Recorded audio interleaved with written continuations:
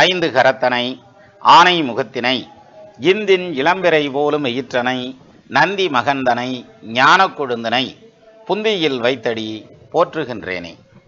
ஜோதிட சொந்தங்கள் எல்லாருக்கும் வணக்கம். படித்து முடிச்சுட்டு வேலைக்குன்னு போகிறப்ப நமக்கு ஒரு பெரிய கன்ஃபியூஷன் வரும். நான் அந்த வேலைக்கு தான் போவேன், இந்த வேலைக்கு தான் போவேன்னு சிலர் முயற்சி பண்ணிட்டு இருப்பாங்க. நான் பேங்கிங் எக்ஸாம் தான் போவேன், கவர்மெண்ட் வேலைக்கு தான் போவேன், அல்லது பெரிய கம்பெனியில் தான் வேலையில் ஜாயின் பண்ணுவேன். அந்த மாதிரி ஒரு குறிக்கோளோட காலேஜிலேருந்து வெளியில் பட்டம் வாங்கிட்டு வந்ததுக்கப்புறம் வேலை தேடி வேலை அமையலை அப்படின்னதும் மனசு சோர்ந்து போயிடுவாங்க. என்னடா நம்ம லைஃப் மட்டும் இப்படியே போய்கிட்டு இருக்கு அப்படின்னு. அப்போது இந்த வேலை கிடைக்கிறது இழுத்துக்கிட்டே இருக்கு இல்லையா, டைம் ஆகிட்டே இருக்கு இல்லையா, அது யாருக்கு நடக்கும், எந்த டைமில் நடக்கும், அப்போ திருப்பி எப்போ வேலை கிடைக்கிறதுக்கான அமைப்பு, லைஃப்பில் நான் சாதிக்கணும்னு நினைக்கிறேன். ஏன்னா சிலர் சொல்லுவாங்க, தேடி சோறு நிதம் தின்று பல சின்னஞ்சிறுகதைகள் பேசி மனம் வாடி துயருற்று நரை கூடி கிழ பருவமெய்தி கொடுங்கூற்றுக்கு இறையென பின்மாயும் வேடிக்கை மனிதரை போல் வீழ்வேன் என்று நினைத்தா. எல்லாத்த போல நான் செத்து போயிடுவேன்னு நினைச்சையா, அப்படிலாம் போக மாட்டேன். விசையுறு வந்தினை போல் மனம் வேண்டியபடி செல்லும் வரம் கேட்டேன். அதாவது பாரதியார் பாடலை படித்தோம்னாலே நமக்கே ஒரு உத்வேகம் வரும். அந்த மாதிரி என்னத்தையா ஒன்றை சாதிக்கணும், அந்த சாதனை வாழ்க்கையில் மிகப்பெரிய சாதனை பண்ணுறதுங்கிறது எப்போ சாதிக்க முடியும்? ஒரு பெரிய சக்ஸஸ், நான் நிறைய பேர்த்துக்கு உதவி பண்ணணும்னு நினைக்கிறேன், ரொம்ப கஷ்டப்பட்ட குடும்பத்திலேருந்து வந்திருக்கேன், பெரிய பணக்காரன் ஆகணும்னு நினைக்கிறேன், அப்போது அது எப்போ நடக்கும், இது எப்போ சாத்தியப்படும் அப்படிங்கிறத எப்போ தெரிஞ்சுக்கிறது அல்லது எப்படி தெரிஞ்சுக்கிறது ஜாதகத்தில்ங்கிறத தான் நம்ம இதில் பார்க்க போகிறோம். இப்போ ஒருத்தருக்கு வேலை அமையிறது அப்படிங்கிறது, என் ஜாதகம் ரொம்ப பிரமாதமான ஜாதகம், 3 கிரகம் ஆட்சி 4 கிரகம் உச்சம் அப்படின்னு இருப்போம் இல்லையா, அப்படி இருக்கிற ஜாதகங்கள் சில இடங்களில் கஷ்டப்பட வேண்டிய சூழல் வரும். என்னதான் யோகம் இருந்தாலும் கஷ்டப்பட வேண்டியது வரும். சார் ராமபிரான் தெய்வமே மனுஷனா பிறந்தான் சார், பிறந்து தானே கஷ்டப்படுறாங்க. அப்போது இந்த கர்மாவை கழித்து தான் ஆகணுங்கிற மாதிரியான பாயிண்ட். அப்போ எப்போ வேலை கிடைக்கும், ஏன் வேலை கிடைக்காம இழுத்துக்கிட்டே போகுது? என்னென்னா, ஒரு சுமாராக படித்தவன் பிரமாதமான வேலையில் உட்காந்துருப்பான், இவன் நல்லா படிச்சிருப்பான், ஆனால் வேலை அமையாமல் இருக்கும். இன்னும் சொல்லணும்னா யூனிவர்சிட்டி ஃபஸ்ட்டு வாங்கியிருப்பார், ஸ்கூல் ஃபஸ்ட்டு வாங்கியிருப்பார், நிறையா சக்ஸஸ் பண்ணியிருப்பார், நிறையா ப்ராஜெக்ட் எல்லாம் சப்மிட் பண்ணியிருப்பார், எம்எஸ் படிச்சிருப்பார், வெளிநாட்டில் போய் படிச்சுட்டு வந்திருப்பார், ஆனாலும் வேலை அமையாமல் சிரமப்பட்டுக்கு இருப்பார். இது யாருக்கு, அது ஏன் அந்த மாதிரி நடக்குது அப்படிங்கிறத நம்ம இதில் தெளிவாக பார்க்கலாம். இதுக்கு நம்ம ஒரு எடுத்துக்காட்டு ஜாதகம் வச்சுக்கலாம். இந்த ஜாதகருக்கு பார்த்தீங்கன்னாக்கா இப்போது வயசு போயிட்டு இருக்கிறதுங்கிறது ஒரு சின்ன வயசு தான், ரொம்ப அதிகம்லாம் போல. 29 வருஷம் 4 மாதம் 21 நாள், அதாவது 30 வயசு ஆகுது. இன்னும் இப்போ வரைக்கும் ஒரு வேலையில் ஒரு ஸ்திரமான இடத்துக்கு வரல, ஆனால் படிச்சிருக்கிறார். படித்து முடிச்சுட்டு வெளில வந்ததுலேருந்து வேலைன்னு தேடிட்டே இருக்கார். எனக்கு மட்டும் வேலையே கிடைக்க மாட்டேங்குதுயா, எல்லாத்துக்கும் தப்பாக கிடைக்குது, எனக்கு மட்டும் கிடைக்க மாட்டேங்குது அப்படின்னு சொல்லி ஒரு கமெண்ட்டும் போட்டிருந்தார்.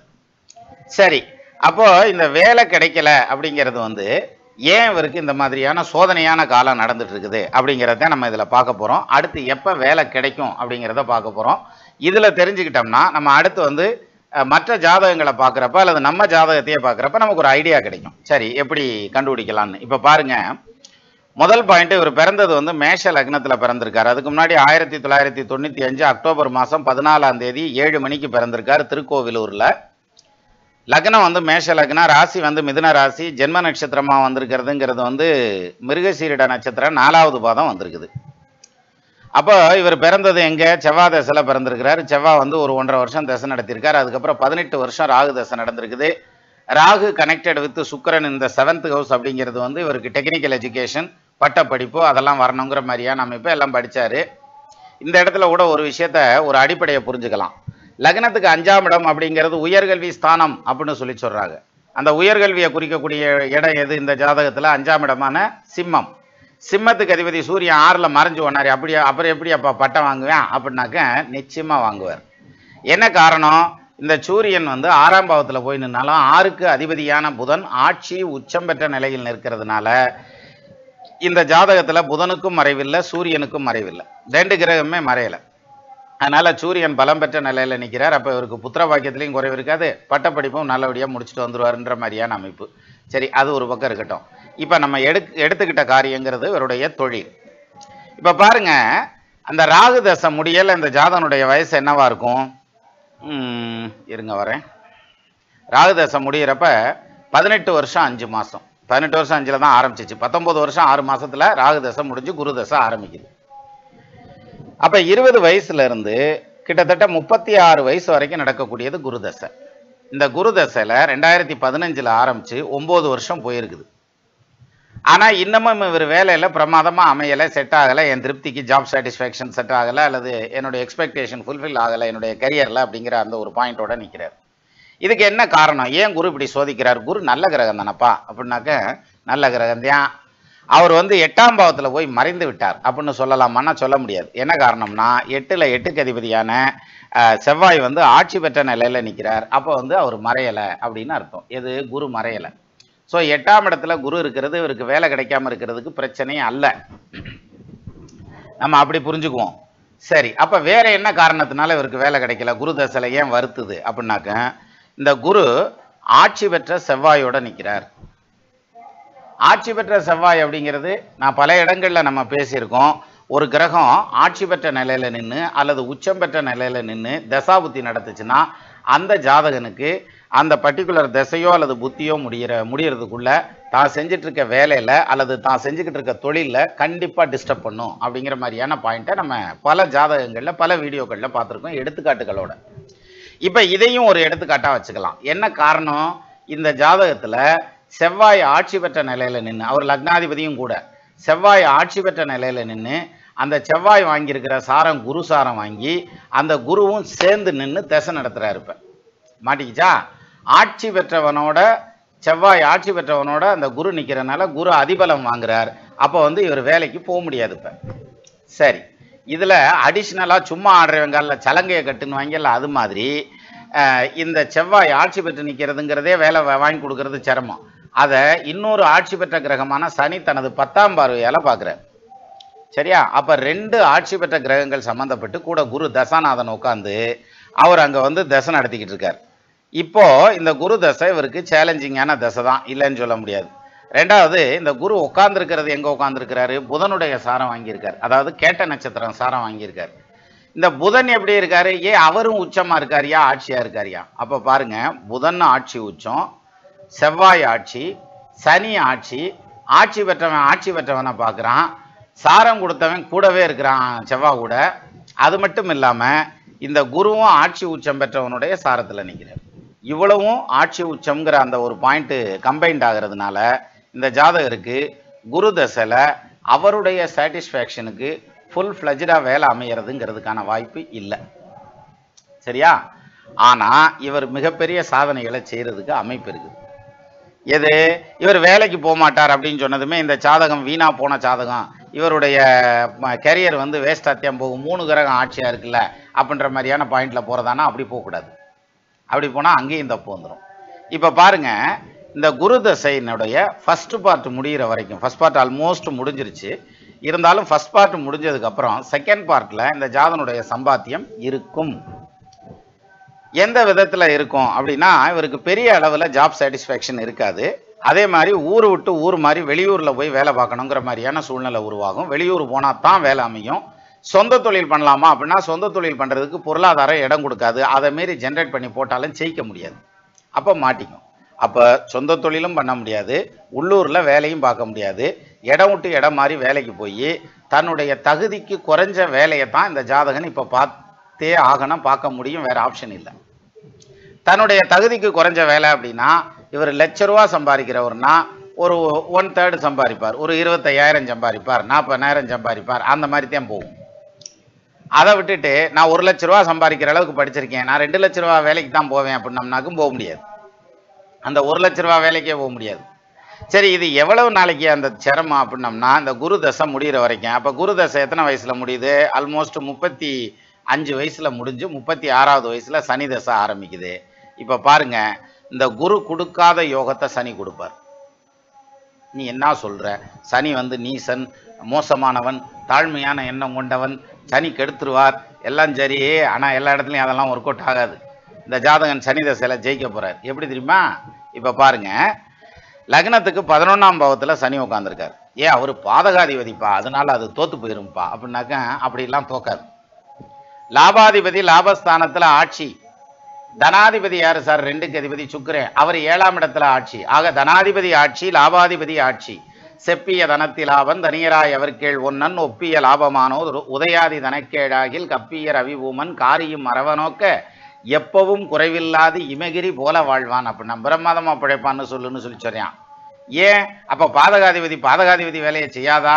அந்த சனியை செவ்வாய் பார்க்கிறாரே, அந்த பார்வையினால கெடுத்துப்படாதா? செய்யவன் சனியும் கூட செல்வனாய் உதித்தான், மிக்க தீயவன் துக்கமுள்ளான், செப்புவான் வஞ்சகங்கள் நேயரும் உலகோருந்தான், நிந்திக்கும் கலகக்காரன் தூயனர் குணமில்லாதான், சுதனும் தந்திரவானுமாமேன்லாம் சொல்றாங்களே, அந்த இதுல போய் மாட்ட மாட்டானா இவன் அப்படின்னாக்க மாட்ட மாட்டான். என்னையா காரணம் அப்படின்னா இங்க சனி வக்ரம். அப்ப இது பாசிட்டிவா தான் நடக்குமே தவிர நெகட்டிவா நடக்கிறதுக்கு வாய்ப்பு இல்லை. ஒருவேளை சனி வக்ரமா நம்ம இன்னைக்கே நின்றிருந்ததுன்னா, வக்ரம் ஆகாம நின்றிருந்ததுன்னா இது நெகட்டிவா நடக்கும் பாதகாதிபதிங்கிறனால. அப்போ சனி வந்து வக்ரம் ஆகாம இருந்திருந்தா இது தோஷமா இருந்திருக்கலாம். அப்போ கூட தோஷம் சொல்ல முடியாது. என்ன காரணம் தெரியுமா? சனி ஆட்சி வீட்டில் உட்காந்து செவ்வாய் பார்த்துறாரு அதை. அப்ப செவ்வாய் சனி சேர்க்கையில சனியோ செவ்வாயோ ஆட்சியாவோ உச்சமாவோ உட்காந்தானா இங்க ரெண்டுமே ஆட்சியா இருக்கு. அப்ப ரெண்டு ஒருத்தர் பார்த்துக்கிறதுனால இது பூமப்பாகி பாசிட்டிவா நடக்க ஆரம்பிக்கும். ஸோ மொத்தத்துல சனி தசையில இந்த ஜாதகன் மிகப்பெரிய சக்சஸை நோக்கி போகக்கூடிய ஜாதகம். அப்போ ஒருத்தருக்கும் தான் வாழ்க்கையில வெற்றி அடைகிறதுக்கு ஒரு காலத்தை ஆண்டவன் நிர்ணயம் பண்ணி வச்சிருப்பான். இந்த ஜாதகனுக்கு அந்த டைம் எப்போ வருது? 35 வருஷம் 6 மாசத்துல வருது. 36 வயசுல ஆரம்பிச்சு கிட்டத்தட்ட 55 வயசு வரைக்கும் நடக்கக்கூடிய சனி திசை மிகப்பெரிய யோக திசை. ஜாப் மார்க்கெட்ல மட்டும் வேலைக்கு தான் போக முடியும், சொந்த தொழில் கிடையாது. என்ன காரணம்? 10ஆம் இடத்ததிபதி சனி ஆட்சி பெற்ற நிலையில நிற்கிறார். 10க்கு அதிபன் ஆட்சி உச்சம் பரிவாய்ச்சி வரும் கேந்திரமாய் வித்தைக்குரிய தானமுடு விளங்கும் உதய தலைமதனை புத்திரர்க்கிறையும் கவிமாலும் புகுந்து காணின் தனவானாம் அப்படின்றாங்கல்ல. அப்படி 10க்கு அதிபதி ஆட்சியானா தனவானா வந்துருவேன், சொந்த தொழில் பண்ணிடுவேன்னு சொல்ல முடியுமானா இந்த ஜாதத்துல சொல்ல முடியாது. காரணம் சனி வக்ரம். அப்ப வேலையில சக்சஸ் ஆக முடியுமானா பிரமாதமான சக்சஸ் ஆக முடியும்.